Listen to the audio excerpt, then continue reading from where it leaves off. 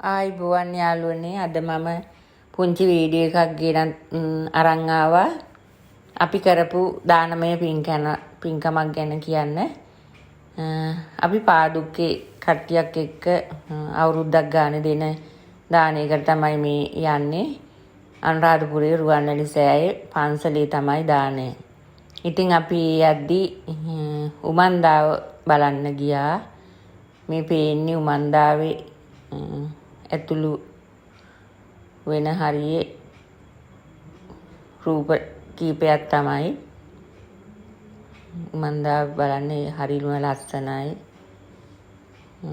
මේ බෝධිය ගාව මේ තියෙන්නේ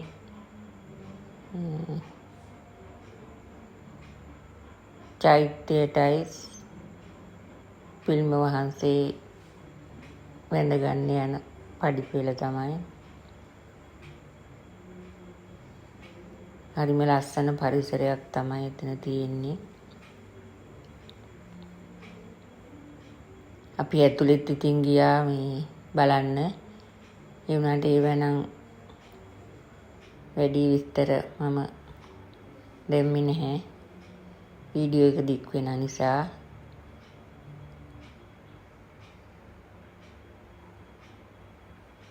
මේ තියෙන උමන්දාවේ ඇතුළු වෙච්ච හැටිම තියෙන ප්‍රදේශය තමයි මේ තියෙන චෛත්‍ය ඇතුළේ. ඒක ඇතුළේ තියෙන දේව රූප.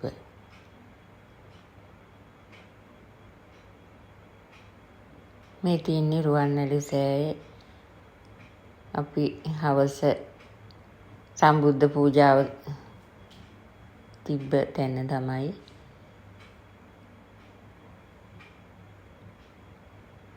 රුවන්වැලි සෑය එතන තියෙන විහාරේ තමා පූජාව තියෙන්නේ. මේ රුවන්වැලි සෑයේ පන්සලේ දානශාලාවට ආමුදුරුවරු වඩින එක තමයි මේ තියෙන්නේ. දානේ වළඳන ඒවා නම් මම වීඩියෝ කරේ නැහැ.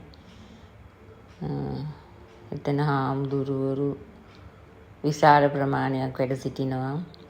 වැඩ කරන අයත් එක්ක 80ක් පමණ හිටියා දානෙට. ඉතින් අවුරුද්ද අන්තිමේ කරගත්තු ලොකුම පින්කමක්.